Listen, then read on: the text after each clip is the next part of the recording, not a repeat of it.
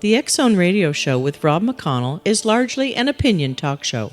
All opinions, comments, or statements of fact expressed by Rob McConnell's guests are strictly their own and are not to be construed as those of the X Zone Radio Show or endorsed in any manner by Rob McConnell, Relmar McConnell Media Company, the X Zone Broadcast Network, its affiliated networks, stations, employees, or advertisers.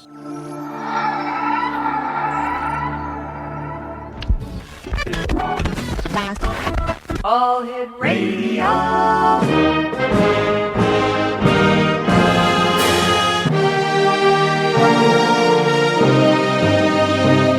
Welcome to the X Zone, a place where fact is fiction and fiction is reality. Now, here's your host, Rob McConnell. And welcome to the X Zone, everyone. My name is Rob McConnell, and for the next 4 hours, I'm your host and your guide as together we cross the time-space continuum to this place that I call the X Zone. It's a place where people dare to believe and dare to be heard. It's a place where fact is fiction and fiction, well, 99.9% of the time, is reality. And the X Zone comes to you Monday through Friday from 10 p.m. Eastern until 2 a.m. Eastern on the Talkstar Radio Network, X Zone Broadcast Network, UK High Definition Radio, Euro High Definition Radio, Star Cable, and our growing family of broadcast affiliates right across Canada, the United States, Central America, the Caribbean, South America, the Pacific Rim, Asia, India, Africa, and Europe. Worldwide toll-free, 1-800-610-7035. Email xzone@xzoneradiotv.com. On MSN Messenger, xzoneradiotv@hotmail.com.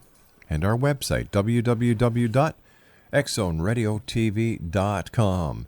X Zone Nation, my first guest tonight is not only a guest, but a dear personal friend. Howard Bloom is his name, and Howard is known worldwide as the author of the best-selling book, The Genius of the Beast.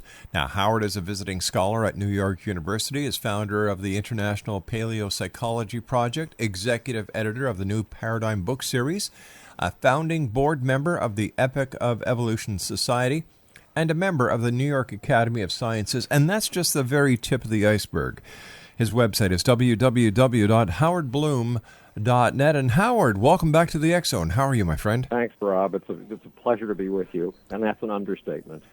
Howard, you sent me an email earlier this week, and you're asking you to help get the word out on a very, very important project. And I was wondering, Howard, if we could talk about that this hour amongst other things. But this has something to do with a project called Kickstart. Yeah, Kickstarter is amazing in its own way. Kickstarter allows people like me to go out and actually get money from their fans, get investments. It's not really investments, Rob. If somebody puts in $15, they get more than $15 worth of goods. If you put in enough money, you get all of my authors' manuscripts of all of my books. Those are all electronic manuscripts, and you also get the manuscripts of 2 unpublished books, which are impossible to get. You cannot get them anywhere, and they're highly controversial books. So it's not as if you're giving money away, but the fact is that I'm raising the money for a very specific reason. I'm raising it to get a publicity budget for a book that's coming out August 24th called The God Problem, How a Godless Cosmos Creates. And the bizarre thing is you would think that as an established author, I've sold about 140,000 to 150,000 books worldwide, and my books are all pretty well known, and they all come from established publishers. You would think that a PR budget would be there. You wouldn't have to go to your fans for a PR budget. But the fact is the PR budgets aren't there. They haven't been there for a long time. The publishing industry in the United States puts out 330,000 books a year. Wow. That's 904 books a day. Now, if they gave publicity budgets to all of those books, they'd be dead in the water.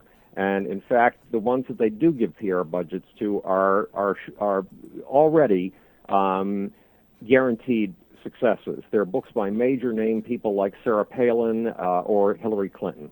But Sarah Palin and Hillary Clinton are not the people who are going to deliver new ideas to you. That's right. Yeah. And if you really want new ideas, where in the world are you going to get them?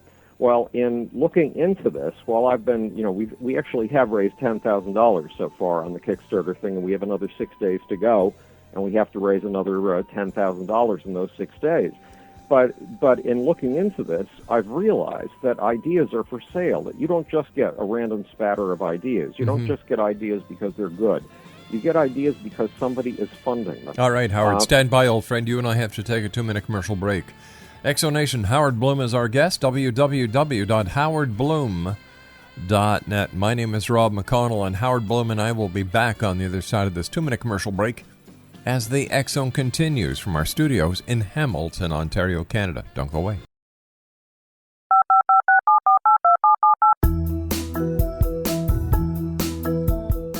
Did you know that when you're on the road with limited data or Wi-Fi, you can still listen to the X-Zone radio show with Rob McConnell, The Science of Magic with Gwilda Wiyaka, X-1, Dimension X, Space Patrol, and every minute of the X-Zone broadcast network by calling 213-401-0080, courtesy of Audio Now.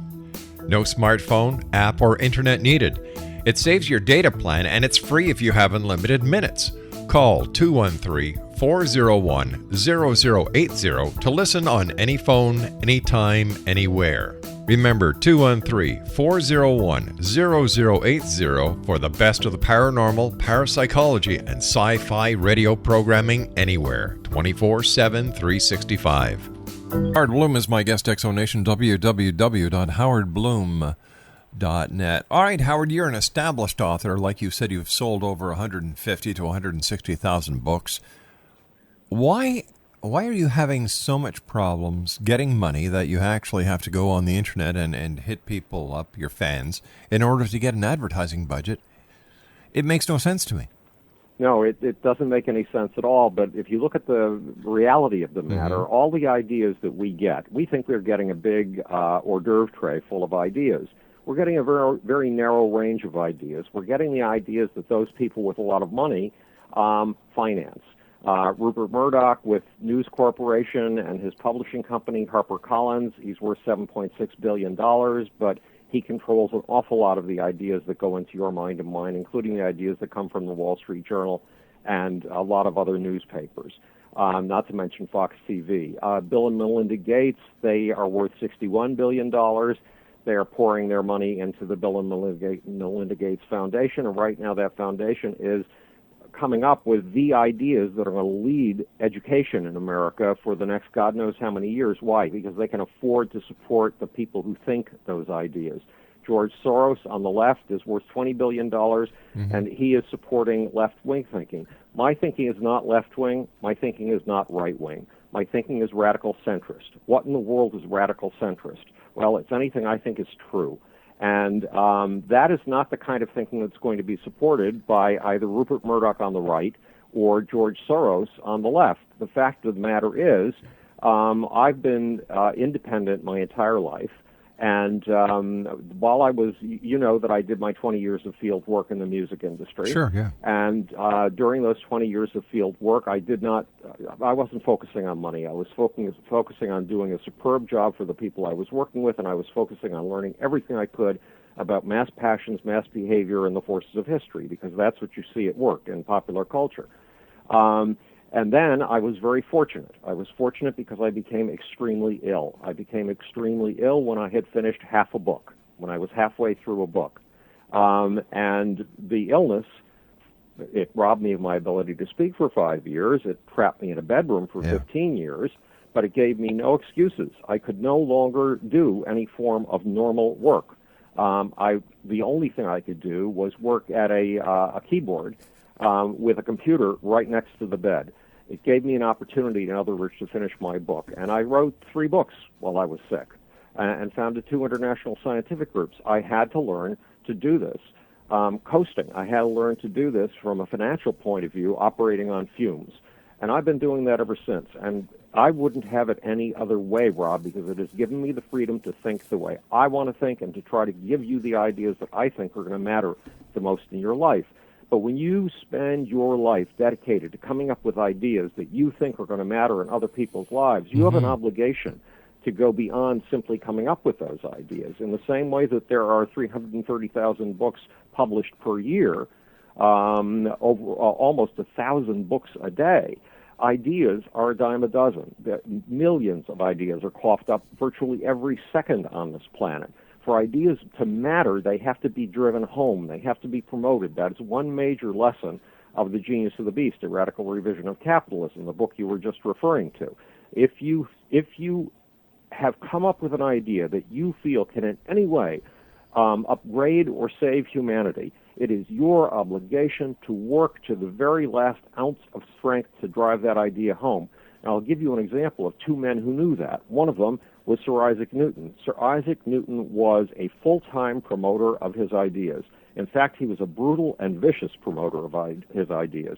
I would not recommend that anybody go about promoting their ideas in the way that Isaac Newton did, because when Isaac Newton felt threatened by somebody, he would destroy that person's career in order to make sure he got credit for something. Wow. He did that with a guy named Leibniz over the calculus. He wanted to claim complete ownership of calculus. He wanted to be the inventor of calculus. Sorry, Leibniz invented it at the same time.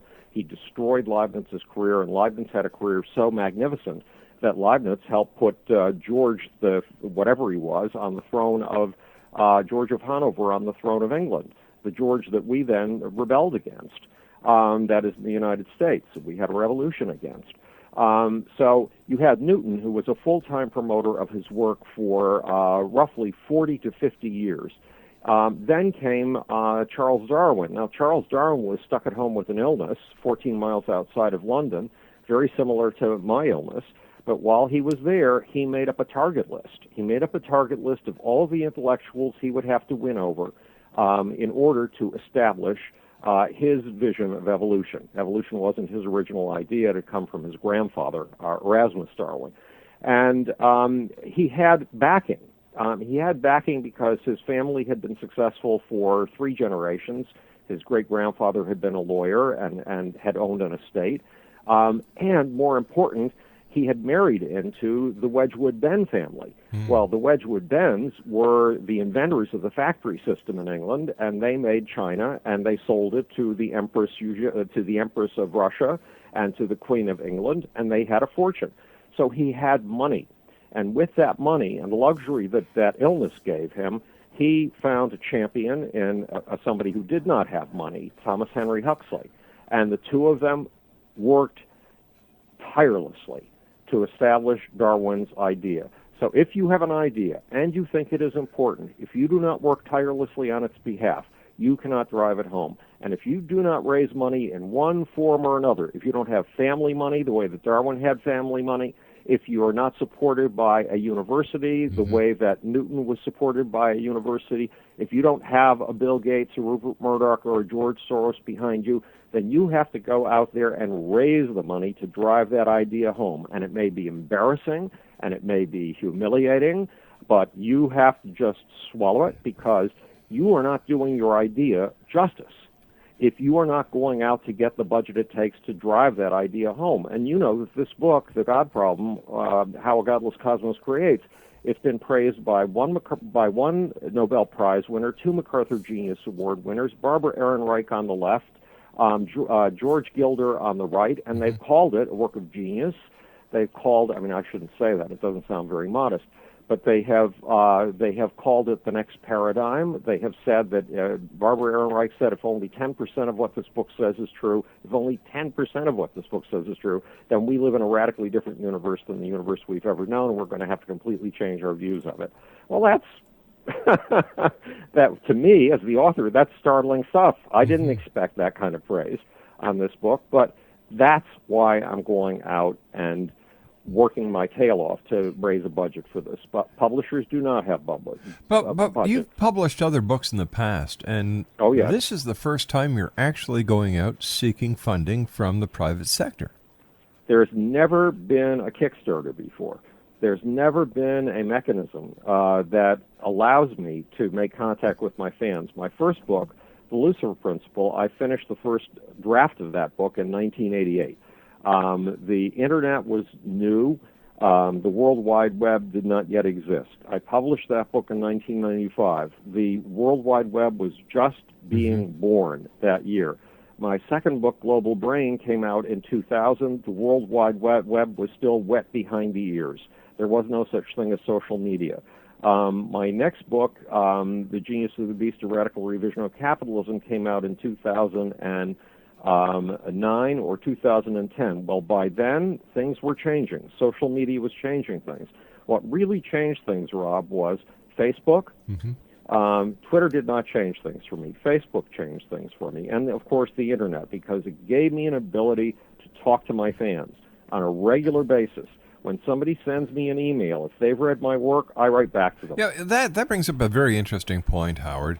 Is the Internet to blame for the lack of funding for authors like yourself and the increase of other writers? Because, now anyone with a computer can write a book. It's easy to self-publish. It's easy to market. For a person who writes a 400, 500-page book, if they want to go to CreateSpace and give them 30, and accept 35% royalties, they get their book published, bang, overnight. Right, except you're absolutely right. The figure for book publication before all of this became so easy, the number of books published per year was under 100,000. It was roughly 98,000. Today it's 3 times that. And in part it's because it's become easier to publish books. So it's harder to find a space in the marketplace. But the fact is that if I hadn't supported myself through the Lucifer Principle, through the process of writing that book, if I hadn't supported the PR campaign for that book myself, that book would never have become established. Now that book, many people call it their Bible, and it's sold about 120,000 copies, a little bit more than that, worldwide, and it keeps on selling, even though it's over 15 years old. I had to support the Global Brain with a PR campaign myself. Well, eventually you run out of money, Rob, especially if you are dedicated full time to coming up with ideas and you don't care whether they're the kind of ideas that are going to bring in money from George Soros or Rupert Murdoch. But is it a sign of the times, Howard, when an established author like yourself, who is loved and acknowledged worldwide for the work that you do, has got to now use Kickstart to try and get money, to try in order to get an advertising campaign or a publicity campaign going? What happens, Howard? What happens, Howard, if you don't raise $20,000? Well, if I don't raise $20,000, I'm going to have to try to do this on my own. And you've heard how terrible I sound when I have to repeat positive things that have said about me, been said about me myself. I sound terrible. I mean, we all do. We all sound like raving egomaniacs if we try to do that. But I'll just have to do it on my own. One way or the other, I'm going to make this book succeed. But think of it this way. Way back when Leonardo da Vinci was coming up with all his wild and crazy ideas, he had to go to patrons in order to support himself. He was a master of military equipment making and canal building. And he sold himself to the leading nobles of the time as somebody who could win them a victory militarily. Hey, I've got to sell myself to the sponsors right now. Please stand by, Howard. Howard Bloom is my special guest. X Zone Nation, always great having Howard here with us in the X Zone. www.howardbloom.net. 1-800-610-7035, worldwide toll free. Email xzone@xzoneradiotv.com. On MSN Messenger, xzoneradiotv@hotmail.com, and our website, www.xzoneradiotv.com. Howard Bloom and I return on the other side of the news and this commercial break as we continue from the X Zone here in Hamilton, Ontario, Canada. Don't go away.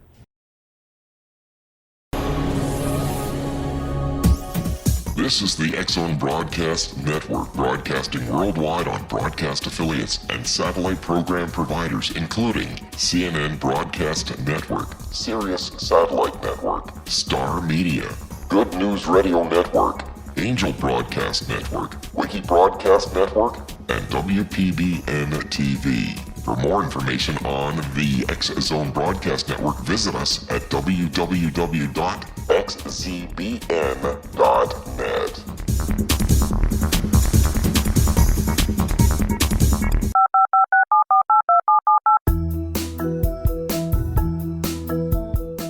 Did you know that when you're on the road with limited data or Wi-Fi, you can still listen to the X Zone Radio Show with Rob McConnell, The Science of Magic with Gwilda Wiyaka, X-1, Dimension X, Space Patrol, and every minute of the X Zone Broadcast Network by calling 213-401 courtesy of Audio Now.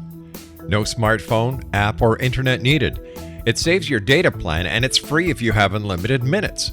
Call 213-401-0080 to listen on any phone, anytime, anywhere. Remember 213-401-0080 for the best of the paranormal, parapsychology, and sci-fi radio programming anywhere, 24/7, 365. Howard Bloom is my guest, Exo Nation, www.howardbloom.net. Howard, tell me a little bit about your new book that you want to get people to kick into Kickstart, The God Problem. Well, the God problem, for one thing, has a brand new theory of the beginning, middle, and end of the universe. And it is a theory that explains two of the biggest mysteries in physics right now. One of those mysteries is dark energy. The other one is called the parity problem. In other words, the big question of why there's so much matter in this universe instead of antimatter, when antimatter and matter are supposed to be coughed out in equal amounts, according to all of the equations.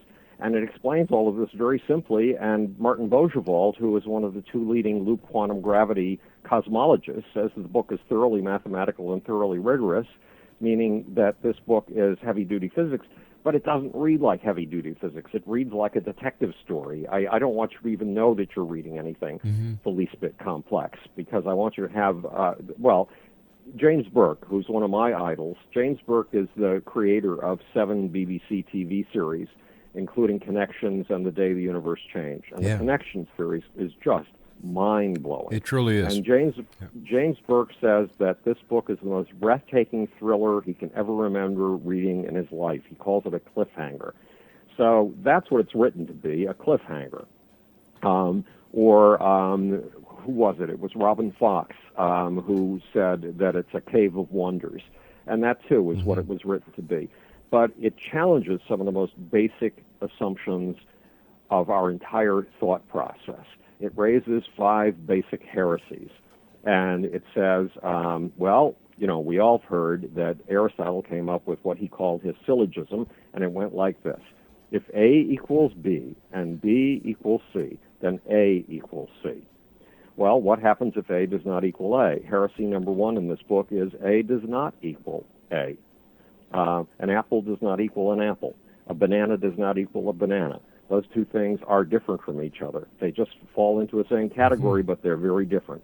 And that undermines all of what we know as modern math. Heresy number 2, we're all taught that 1 plus 1 equals 2. Heresy number 2 is that 1 plus 1 does not equal 2.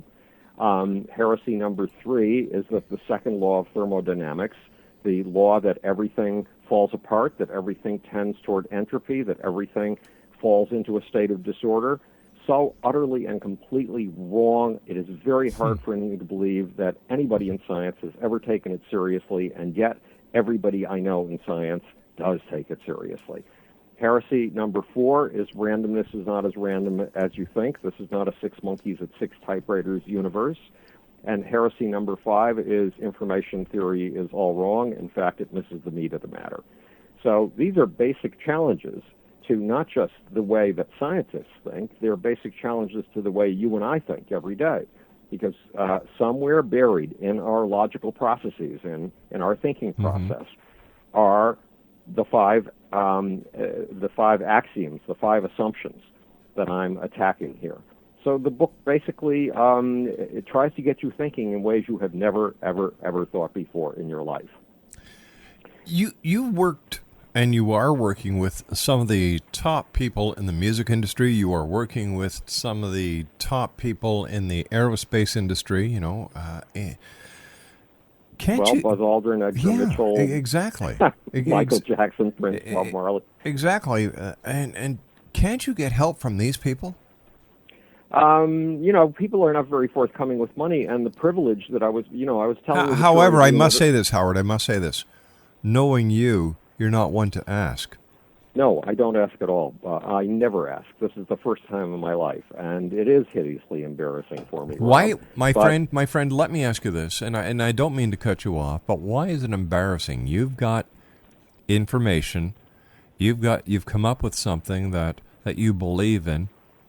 When when inventors come up with something, they seek funding. When producers come up with a concept for a TV show, they go out and seek funding.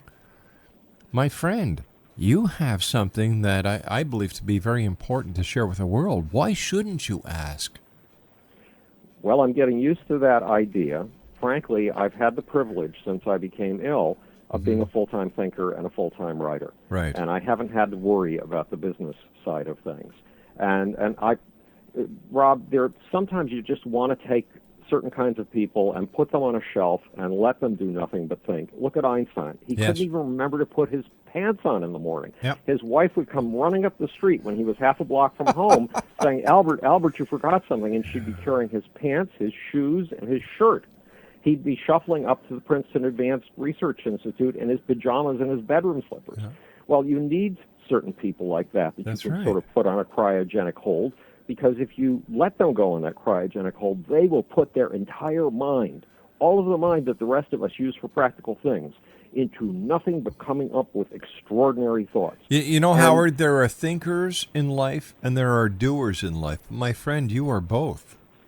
Well, I used to be a doer, and I did are. on behalf of other people, and I believed in the people I was working with, Rob. When I worked with Supertramp, I believed in Supertramp. It was because I believed in Supertramp. You know how powerfully I believed in Michael Jackson. Yes, certainly. But it is very hard to do that for yourself, and it's very hard to take yourself out of the mode of thinker. But the one thing and this is what I was getting at a few minutes ago. With Facebook, I've been able to be in conversation with my fans now for the 3 years or so that Facebook has been a dominant form. And as a consequence, now with Kickstarter, which I didn't know about until only 2 months ago, with Kickstarter, I can go to my fans. I can go to the people who read my work. I can go to the people who send me letters. And, Rob, I have 350 pages of these letters with 5 letters per page saying, you saved my life, or saying, you changed my life, or saying, thank you for giving me a new way to think. Well, that means everything in the world to me. Rob, I fight every day for my ability to be able to take a 15-year-old and give him a sense of meaning, or her a sense of meaning that will last him or her the rest of her life. That's what really counts to me. So now I can go directly to those people, and I can tell them, look, you can buy more stuff from me in the way of manuscripts that would not be available anytime. They've never been available before. And the money will help me fund the promotion campaign or the PR campaign that I need for this book. And these are people who feel I'm giving something of value. And you should see some of the letters that I'm getting, that people are sending out, and what they're saying about having lived with me in my work. It's stunning. But meantime, so that's why it had, without money, ideas don't get developed. And the only ideas that come out on that canapé tray, on that cocktail platter of ideas presented for our delectation are the ideas that are backed by money. So if you're a person like me and you want to be independent and you don't want to come up with ideas that the money brokers would like to fund, then you have to find a way to do it on your own, and thank God for Kickstarter. It does provide that kind of an alternative. How does it work? Well, first of all, if anybody wants to find the site on Kickstarter, just look for Kickstarter with Google, and when you get there, there's a little search panel on the top, and type in The God Problem, and you'll find it. So here's how Kickstarter works. You go to Kickstarter, you go to The God Problem. It explains what the project is. It explains why I need the money. It explains what I'm going to do with the money. It explains why this project, the God Problem, might be of interest to you. And then it describes a whole bunch of rewards. And it says, if you contribute $1, you'll get my thanks. If you contribute $15, you'll get the 6 chapters, my personal e-manuscript, electronic manuscript of the 6 chapters of the God Problem that have the 5 heresies, the heresies that I just outlined. If you contribute a larger amount, you'll get my personal electronic manuscript of the God Problem, the entire book. If you contribute an even larger amount, you'll get the electronic manuscripts of the God Problem and the Lucifer Principle, and so on and so forth, right up until getting all of my books, all of the electronic copies of my books, plus the 2 books that have been virtually banned, How I Accidentally Started the 60s, which Timothy Leary called a monumental masterpiece of American literature, filled with wow, woo, aha moments. He was bowled over by the book. And the other book is The Muhammad Code, Why a Desert Prophet Wants You Dead, which is much too controversial for any publisher to take, but is riveting. And David Swindell, who was an editor, he's an editor at PJ Media, says it is the best book on Islam he has ever read in his life. And it reads like a horror story, and it keeps you up at night. You can't stop reading it. So those two books are available if you give, I forget what amount of money. And then if you want to put in $700, I think it's $720 or something like that, you get the complete selection of all of my electronic books, plus you get to meet me. And believe me, that will be more of a treat for me than it will for you.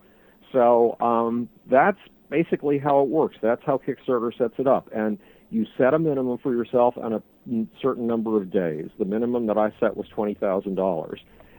The time period was 30 days. We have 6 days left on those 30 days. We're up to $10,000, a little bit more than that. We need another $10,000 or we don't get a penny. Wow. Unless you meet your targets, you don't get a cent. So that is how Kickstarter works. It's quite, Rob, to be able to go to your fans, it really is something that would not have been possible in the days of the Lucifer Principle or a Global Brain. Just wouldn't have been possible at all. I'm very grateful to social media. Now, do these people at Kickstarter take a percentage? How do they make their money? They take 5% of the money, and a tiny percent goes to Amazon because Amazon, all the payments are arranged through Amazon. Mm-hmm. And so that's it. They make their money off of that 5%. So out of $20,000, how much would you get? $20,000, I think I would get about $19,000 or something like that. Wow, that's pretty good.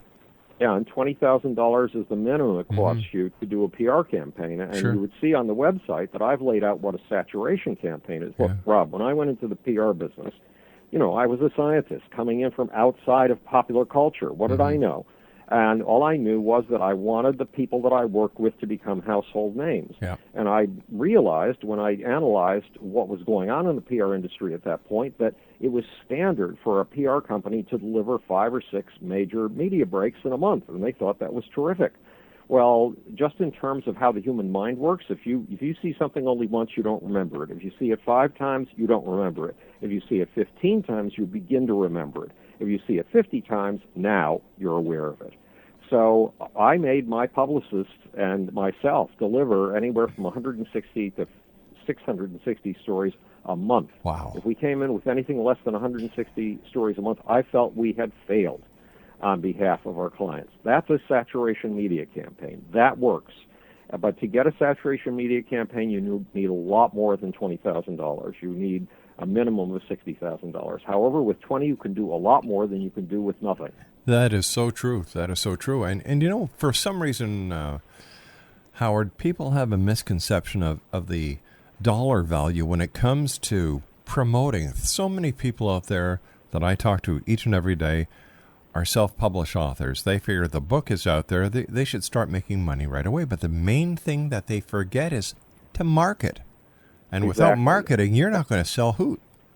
And think of it this way. Once upon a time, somebody came up, this was about 10,000 years ago, somebody came up with a bright idea. The bright idea was, those great big things that we sit up against when we're eating lunch and that we trip over when we're walking on the pathway, those big rocks. Let's get a whole bunch of them together and shave their sides a little bit and fit them together, and we'll make something called a wall. Now imagine you're coming up with that idea and my being the first person to hear it from you. I would say, Rob, you're crazy. Yeah. These rocks have been around forever. They're big. They're much too big for us to handle. Putting them together, that's a ridiculous idea. It's a waste of our time. We're subsistence. We're living on, barely living. Yeah. And there's no such thing called a wall. We've all been here for a long time. We've looked around. We've never seen a wall. There never will be a wall. You have to convince 30 of us to spend 30 years of our lives putting these big boulders together before you get the first city wall, the Wall of Jericho. That takes immense salesmanship. And one word that has become, salesmanship is a word we look down on in the English language. We look down on salesmen.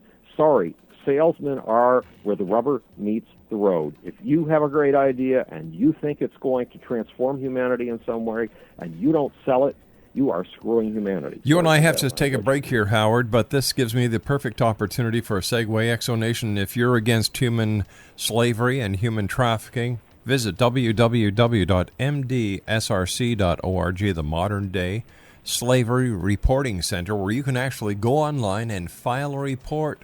Reports go to law enforcement agencies around the world. That's www.mdsrc.org. Howard Bloom and I will be back on the other side of this commercial break. Don't go away.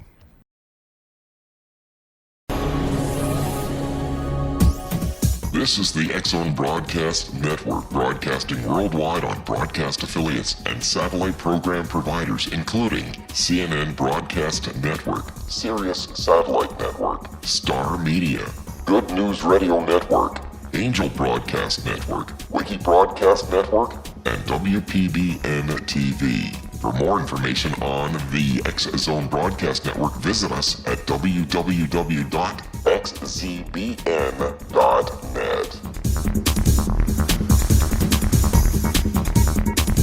Welcome back, everyone. That's Glass Tiger with My Town. A good friend of mine is the keyboard player in that, Sam Reed. And, every time I hear anything but Glass Tiger, it reminds me of the last time I saw Sam, and that was, let me see, oh my gosh, must be 11, 12 years ago. So, Sam, if you're listening, I know you do, we'll have to get together soon. Howard Bloom is our guest, howardbloom.net. And, Howard, you and I have talked over the last couple of years about what has happened in Egypt. And it seems that the Middle East is still cooking up with uncertainty. Well, we were covering, Rob, you and I together, we were covering the Arab Spring on an almost daily basis. We probably did a total of 4 to 5 interviews during the Arab Spring uprisings. And the entire Arab Spring has been a lesson in don't count your chickens before they hatch and don't be deceived. Things looked wonderful in the beginning. It looked like the Twitter and Facebook generation was about to take over Tunisia, Libya, and Egypt. It has not worked out that way at all. As you know, the news reports yesterday and today have told us that a court that was put in place, a bunch of judges who were put in place by Mubarak, have come out with a ruling that the entire election for Parliament was illegal. They have dissolved Parliament. They have said that Mubarak's last prime minister can run for president. And they've basically set it up for the military to do what the military did even under Mubarak, a military dictatorship. So what was actually accomplished then, Howard, if we're right back to where we started? When at the same time when you and I were speaking, Rob, I was working through, that the Office of the Secretary of Defense through a symposium based on my second book, Global Brain, and brought in people from the State Department, the Energy Department, DARPA, IBM, and MIT. So I worked through those people to try to get to the kids running the Egyptian revolution.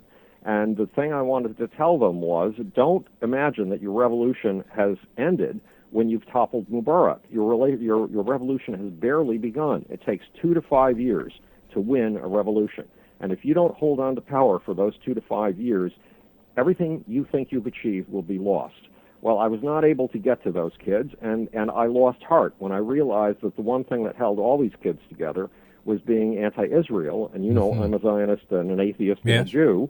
I really did lose heart. I had been tremendously enthusiastic before then. Well, what's happened since then is this. The military used, in Egypt, the military, which ran the country, Mubarak was their figurehead, used the revolution to get rid of Mubarak. Mubarak was 86 years old. He was getting too old. He needed to be replaced by somebody younger, or the military was in danger of losing its control over the state, losing its hold over the state. So right now there's a major struggle between the military and the Muslim Brotherhood for Egypt. The Muslim Brotherhood was the only organized group in the country that could possibly organize a political party.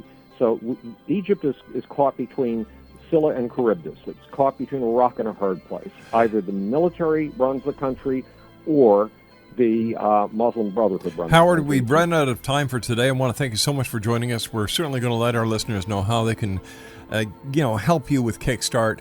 And you and I will have to get back together again in the near future to discuss things furthermore that are affecting each and every one of us in this world of ours. Until then, my good friend, take care of yourself. Always great talking to you.